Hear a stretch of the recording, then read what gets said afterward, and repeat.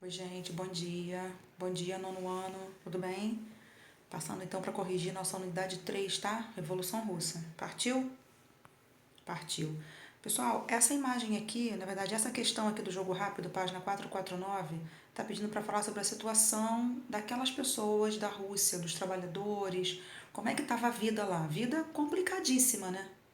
Vida complicadíssima. A gente pensa em atraso econômico, um país muito grande, muita gente, um país voltado para a agricultura, né? 80% agrícola, muita gente, condições miseráveis, as pessoas em condições miseráveis, um czar, né, que não estava se preocupando com aquelas pessoas, uma industrialização pequena, mais operários, né, trabalhando os poucos, né, que tinham operários trabalhando, poucos no sentido de industrialização pequena, tá? Não que fossem poucas pessoas, não, no sentido de industrialização mesmo, né? Vida muito difícil, tá, gente? Vida miserável para aquelas pessoas, tá?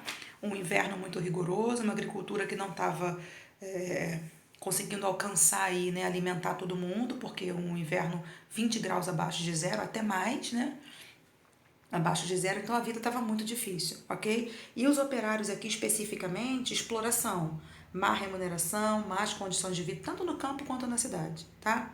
Aqui eu tenho uma questão que está pedindo para falar como a participação da Rússia na Primeira Guerra influenciou a Revolução. Muita morte, não era a hora, não fazia sentido entrar nessa guerra.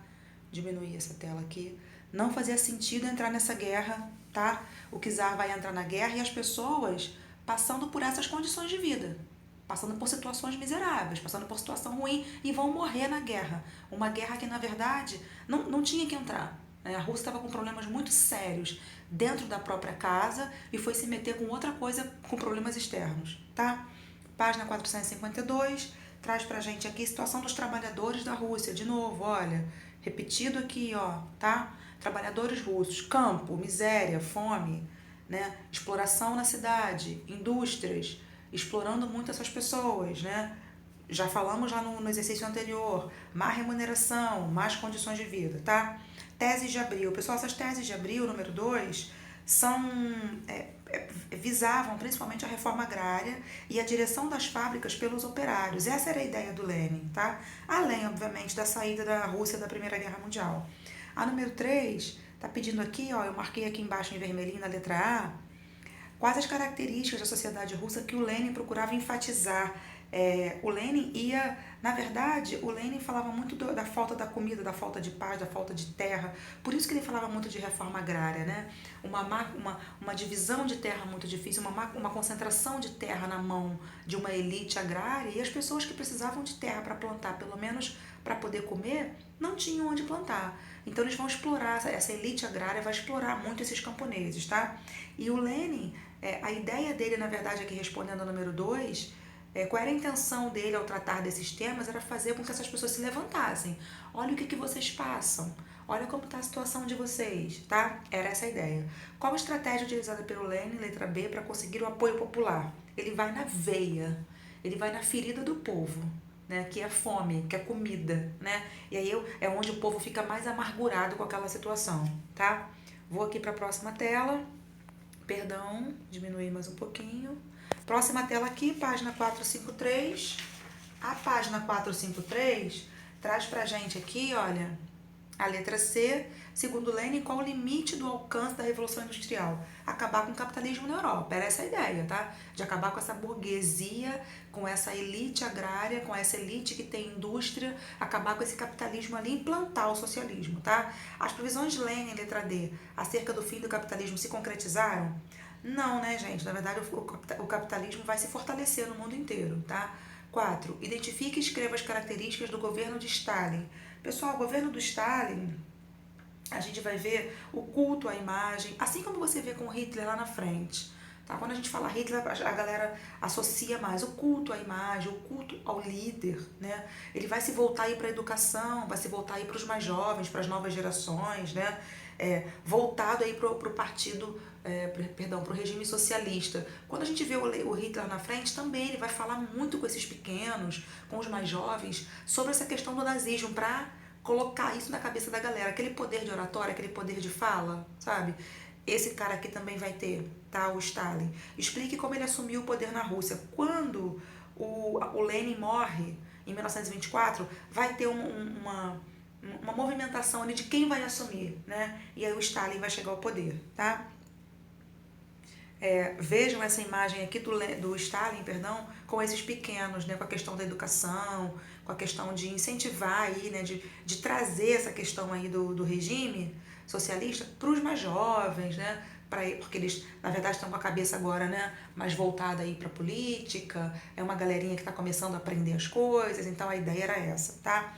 Aqui na tarefa número 1, descreva quem eram os bolcheviques e os mencheviques. Os bolcheviques eram a maioria na Rússia, eram liderados pelo Lenin e queriam derrubar o czar, eram os mais radicais, tá? Os mencheviques queriam a implantação do socialismo, mas de forma mais gradual, né? Representavam aí a minoria na Rússia, tá? Eram liderados por um cara chamado Martov, que queria sim implantar o socialismo, mas não com aquela pressão do Lenin, de tipo, a gente tem que fazer e tem que fazer agora e já, tá?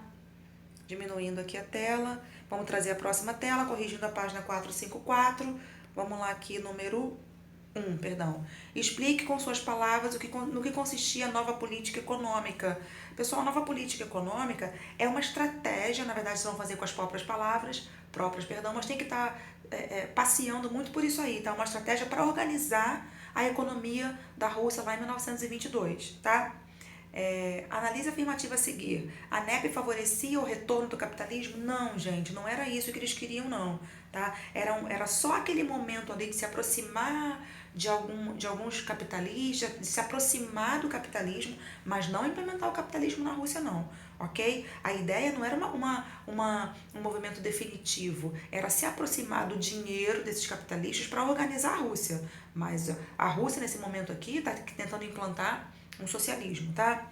Aqui a número 3, eu tenho, analise o cartaz e a pergunta, né? Qual momento da história da Rússia essa arte representa? Vai representar a luta do povo contra o capitalismo. Se vocês repararem, aqui tem uma cobra, olha, uma cobra no sentido de veneno, de poder, né? Envolvendo aqui as indústrias. Estão vendo as indústrias e as fumaças saindo aí, né? As fumaças aí no céu, uma fumaça negra.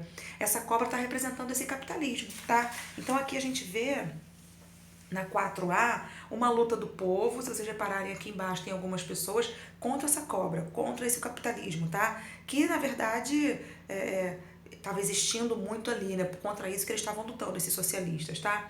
Letra B, esse cartaz pode ser interpretado como um exemplo da arte realista? Sim, né, gente? A arte realista trazia a ideia, não falei lá no slide, mas está no livro de vocês, trazia a ideia de representar a realidade. Né? É uma arte realista. Então, sim, a luta do povo contra os interesses capitalistas. Né? A gente pode colocar isso aí como se fosse a arte a serviço da propaganda política, sabe? Propaganda no sentido de mostrar mesmo, né? De fazer com que as pessoas vissem como é que esse socialismo era, né? O que esse socialismo queria. E a arte vai representar muito isso, tá? A próxima tela, 455, eu tenho aqui duas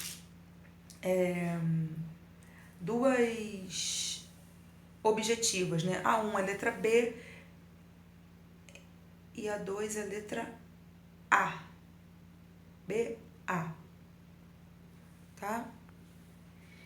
Aqui eu tenho você aprendeu, traz pra gente, né? Lá em cima no contexto histórico, né? Sociedade, camponeses e operários vivendo na miséria, terras agrícolas concentradas na mão de uma elite, e o czar, que é a monarquia absolutista, que era quem governava a Rússia nesse momento, era o czar, também conhecido como czar, tá?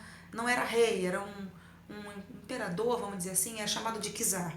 Grupos políticos, eu tenho aqui o democrata russo, dividido em mencheviques e bolcheviques, e aí a gente coloca embaixo quem eram os bolcheviques, liderados pelo Lenin e queriam a derrubada do czar. E os mencheviques, liderados pelo Martov, buscavam um socialismo gradual, tá? Lá na parte de Revolução de 1905, eu trago para vocês o Domingo Sangrento, que foi aquele momento ali do comecinho de um ensaio, porque as revoluções russas, na verdade, como foram duas, né, fevereiro e outubro, a gente coloca como revoluções, foram em 17. Mas antes disso, lá em 1905, a gente chama de ensaio para a Revolução. Esse Domingo Sangrento, aquele movimento que as pessoas foram à rua, né? Bater lá na porta do czar, falar, czar, olha o que a gente está passando, a vida está difícil, ele vai repreender, vai mandar a guarda matar muita gente, atirar em cima das pessoas. Tá? Isso vai causar mais revolta. Lá em Revolução de Fevereiro, a gente vai colocar que foi uma revolução menchevique, onde vai acontecer a abdicação do czar. Ele vai abdicar, ele vai renunciar, tá? Lá na Revolução de Outubro, essa sim, essa é todo o poder aos soviéticos, essa fala aí das teses de Abril, essa o Lenin traz as teses de Abril, ele vai escrever as teses de Abril, tem como a gente conseguir essas teses, hoje mesmo eu estava lendo sobre as teses, né? Ele fala muito de reforma agrária, ele fala muito de voz para o povo, tá? Vai acontecer também a guerra civil, que é o exército vermelho contra o exército branco, né? E o Stalin vai assumir, tá? Nessa ditadura stalinista. Quando o Stalin assume, pessoal, mais na frente a gente vai ver o Hitler assumindo, nesse mesmo módulo aqui, no módulo novo, né, que eu vou falar daqui a pouco, o Mussolini assumindo na Itália, o Francisco Franco assumindo na Espanha, o Salazar assumindo em Portugal.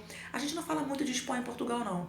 Os maiores exemplos são o Hitler na Alemanha, o Mussolini na Itália e aqui na Rússia também um ditador assumindo que é o Stalin, tá? Vou parar aqui, terminei aqui a nossa correção, daqui a pouquinho a gente se encontra com um material novo, que vai falar aí de crise de 29, vai falar aí de Estados Unidos, como é que tá essa Europa aí depois da Primeira Guerra, e vai levar a gente para a Segunda Guerra Mundial, ok? Segura um pouquinho, dá tempo de pegar uma coquinha, pegar um biscoitinho, pra gente continuar com a matéria nova agora. Surgindo dúvida, é só chamar, tá?